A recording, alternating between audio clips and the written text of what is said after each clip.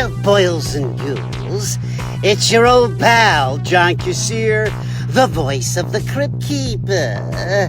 And I want to welcome my good fiends of the Horror Heals podcast. Is horror good for mental wellness? But of course it is.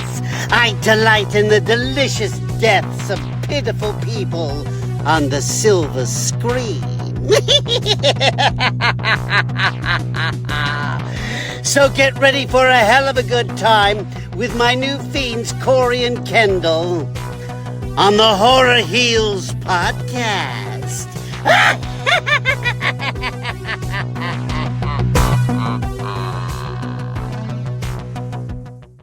Welcome back to Horror Heals, where we explore how horror connects, inspires, and, of course, heals.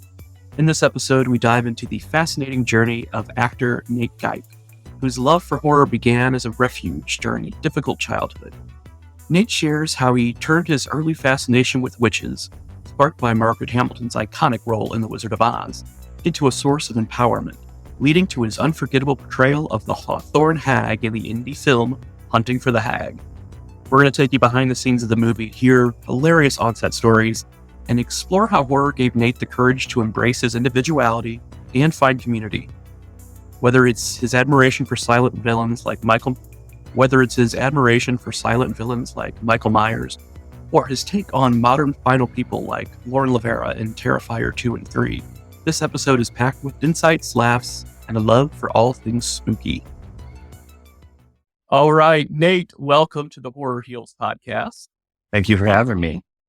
We're very interested to hear, in your own words, your story about growing up and not being in a very great situation with your mom.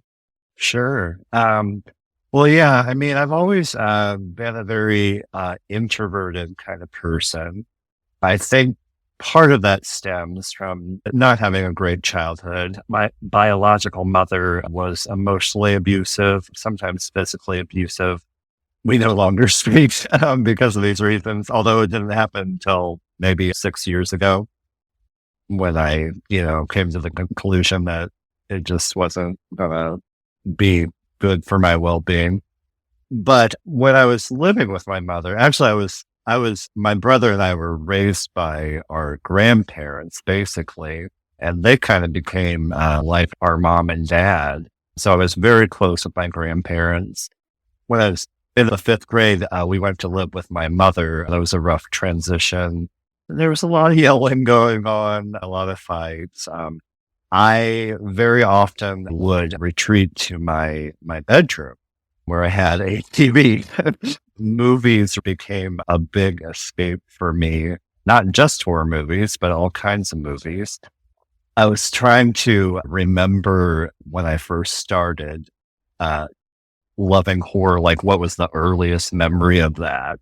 It's not a horror movie by any means, but Margaret Hamilton as the Wicked Witch in The Wizard of Oz.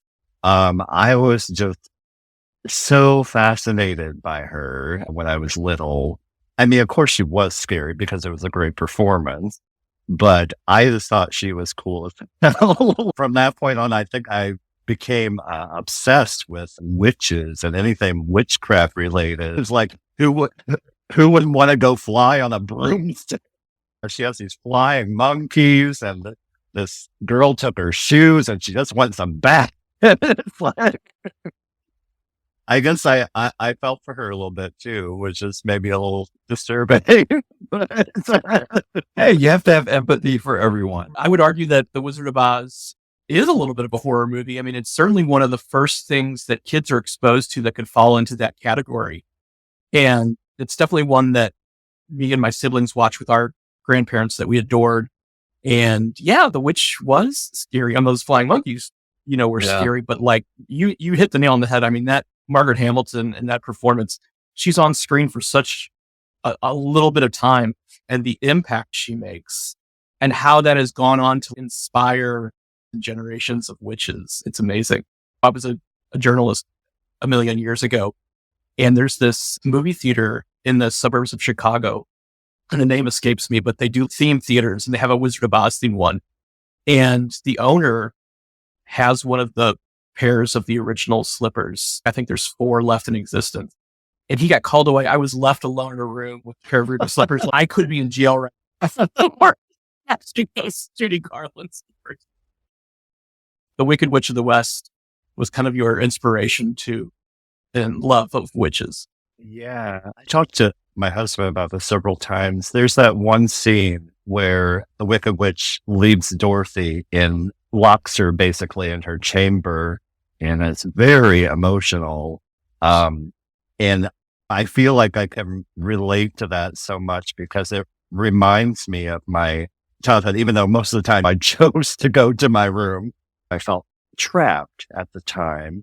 It just really hits home for me every time. I said to my husband, maybe that's why I'm so fascinated with witches, because I want to be the witch and have that control instead of being the quote unquote victim, if you will, if that makes sense. It totally For does. sure. And I'm not in any way trying to be your therapist here, but that scene you're talking about, I mean, if the witch did anything cruel in that movie, it would be that scene, because all of a sudden you see Aunt Em on the crystal ball, and then all of a sudden then it turns into it's the witch playing a trick on Dorothy, and it's like, here's a glimpse of hope, and I'm snatching it away. Absolutely. Getting back to the whole horror heals aspect, what I think is really great about horror is how it really seems to have this power to bring people together. I know you've talked a lot about going to horror conventions and things like that.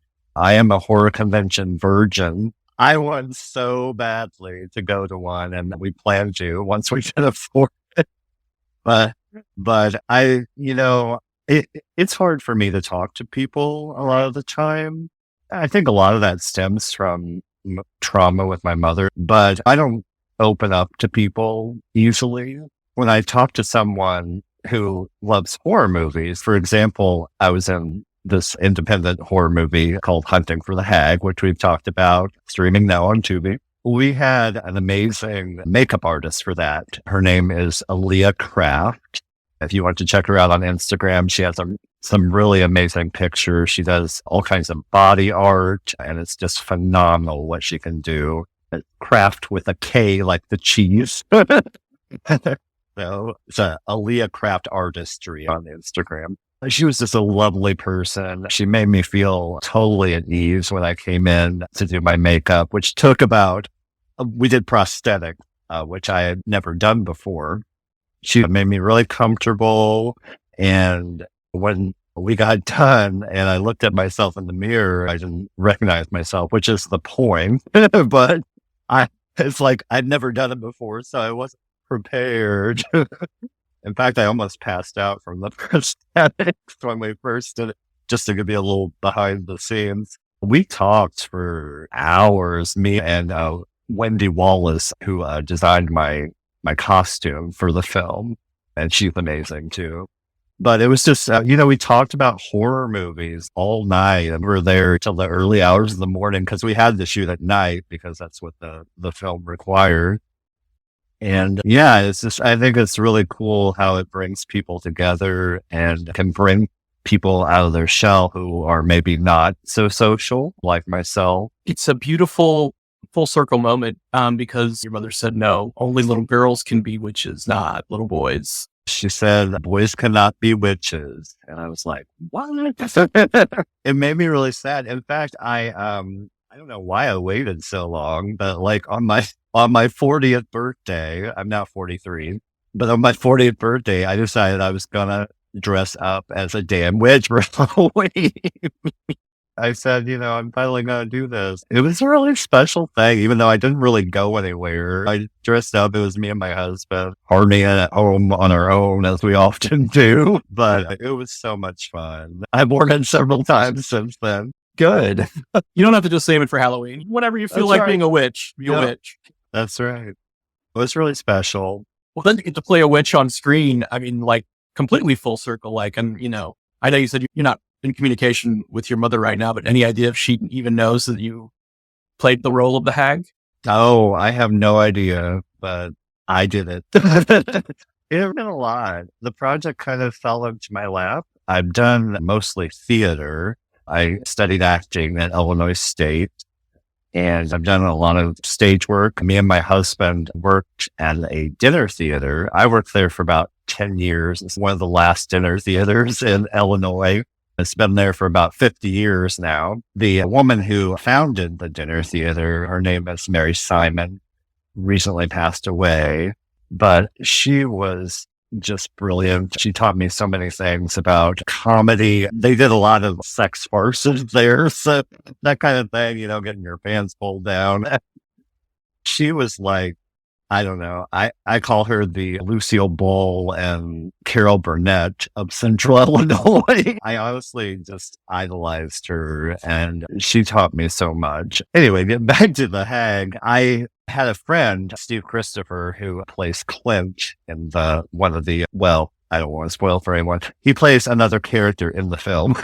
We had done an acting class back in the day, and he had messaged me and said, "Hey, I'm doing this movie called Hunting for the Hag, and we need a hag." He didn't tell me a whole lot about the character. I thought, hag sounds like a witch.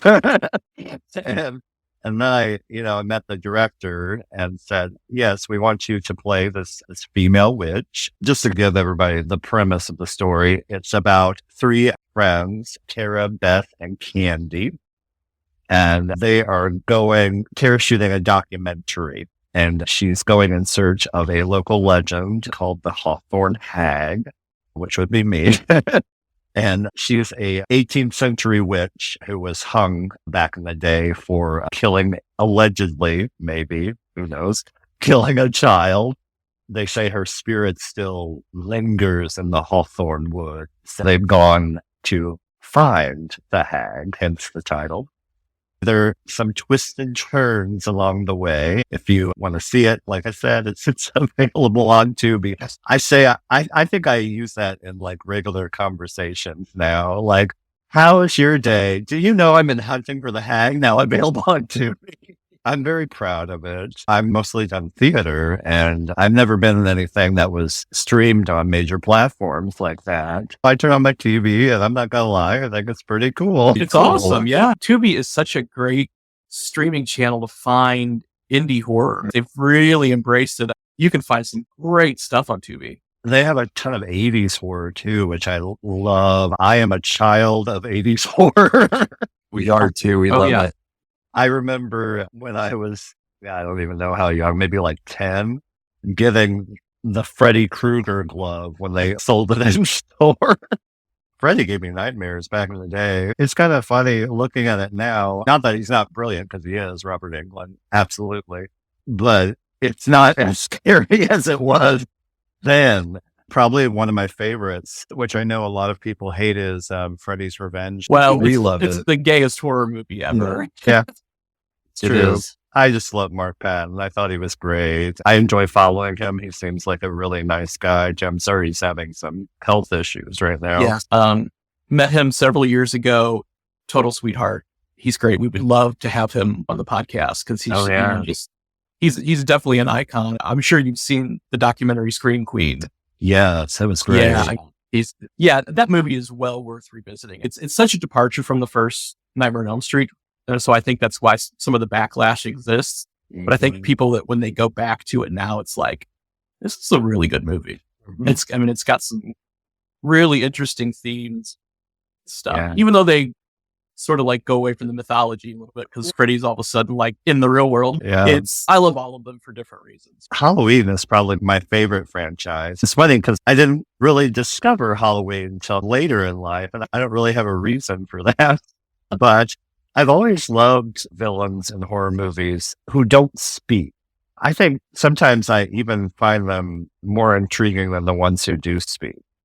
Just the way Nick Castle moved in Halloween as Michael Myers. It's almost like a choreographed dance, the way he moves. And I've always been really fascinated with that. Also, I don't know if you watched the Conjuring movies, but Bonnie Aarons as the nun, I just find her first of all, she's so creepy. And just the way she moves without, having to say anything. Yeah. And I think I told you too, I'm obsessed with David Howard Thornton, who plays Art the Clown in the Terrifier franchise. And, it's really a throwback to silent films. I think I've read that he was inspired by Charlie Chaplin and Buster Keaton. It really shows because it can be so funny and so terrifying at the same time. Yeah. I'm usually not a big fan of major gore.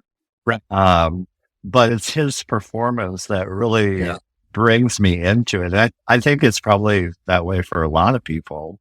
I just think he's great. Absolutely. If I could get kids or millennials to go and watch some Buster Keaton or Charlie Chaplin stuff, because you're right. I think the reason why those movies are so successful and why people love them so much are that combination of David's performance as art and then the practical effects that Damien does. You bring those two together and it's it could just be like a slasher movie. But it rises above because of how did they do that? How did they do that without CGI? And then David's just seeing art silently laugh is hilarious and disturbing. I think I've become even more horror obsessed since I did Hunting for the Hag, just because when you're involved in the process, it's just so fascinating to me. We had a really great crew. Paul Brooks, our director, he's phenomenal. You could tell how much he cared about the project. He also wrote it along with Sierra Renfro, who plays Candy in the movie. I also love that it's so female driven.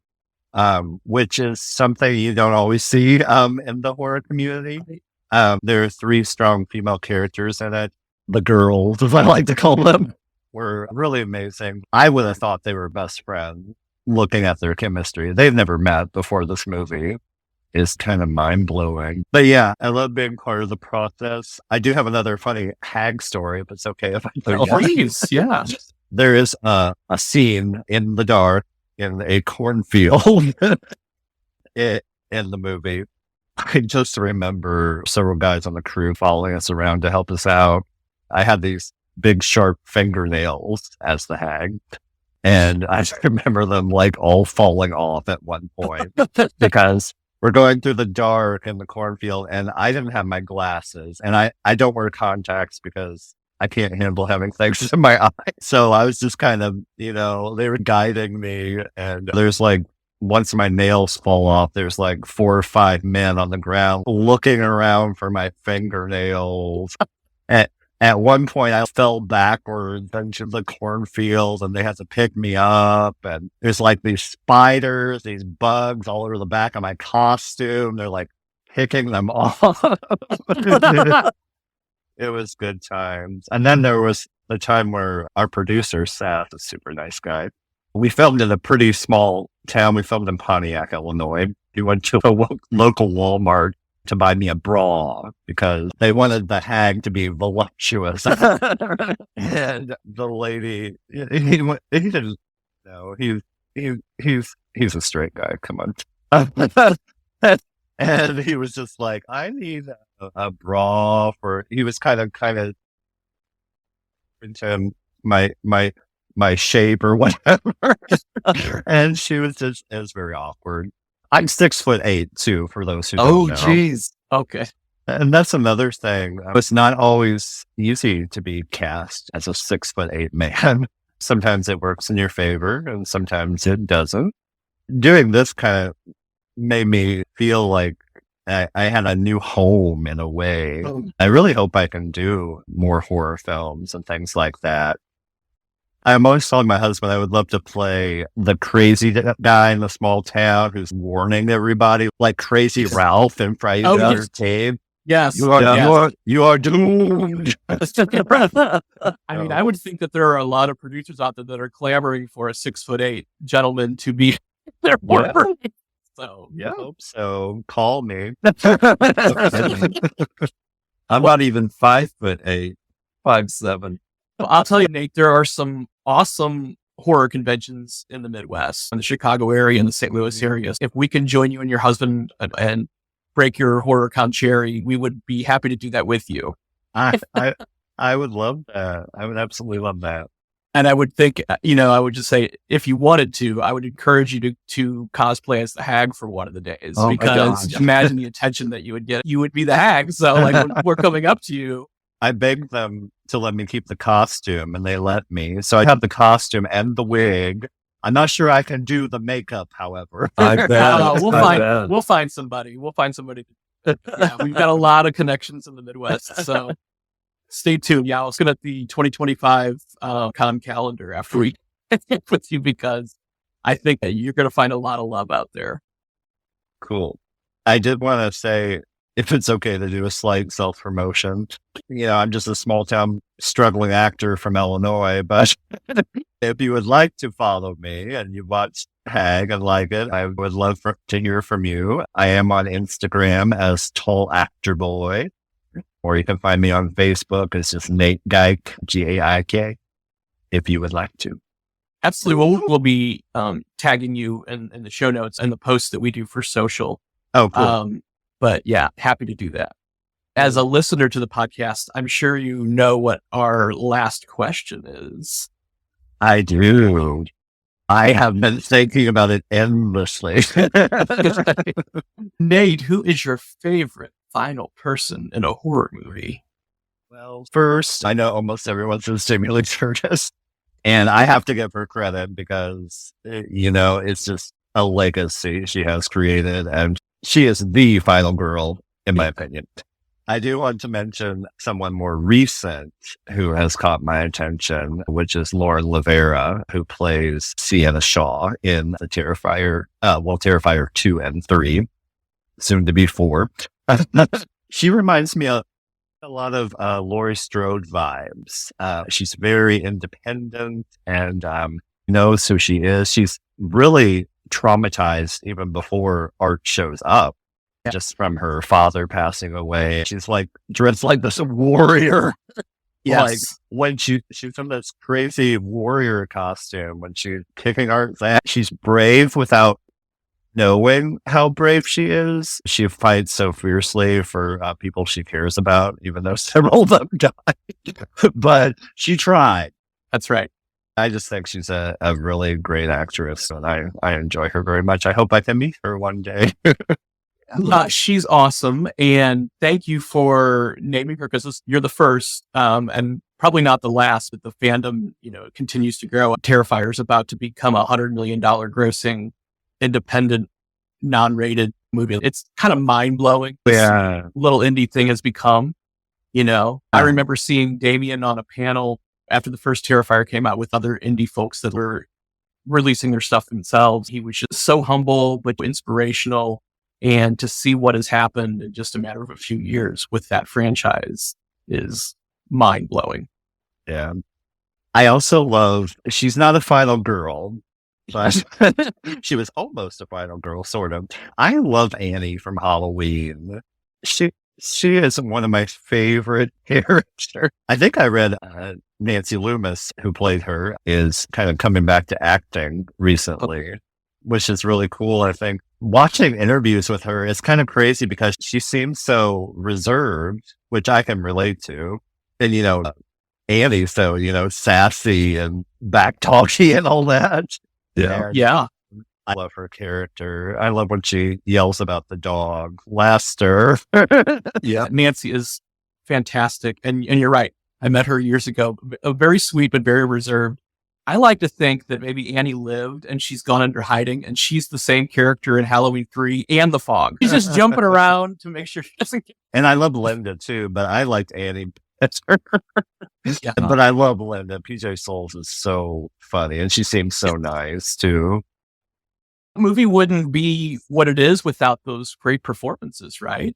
Even just you touching on Nick Castle as the Shape, everybody brought their A game to this little indie film. And it holds up so strongly, and just love to see what a force of nature that Jamie Lee Curtis has become, not just for horror films, but for advocacy and speaking out. She doesn't have an F left to give, and it's great. I just love to see her put it all out there. She is like the dream guest. I about died when she won the Oscar. I was just so happy for her. Did you guys see Everything Everywhere All at Once? It's a trip. Oh my God. It's Yeah. amazing. I loved it. Yeah, she's absolutely incredible.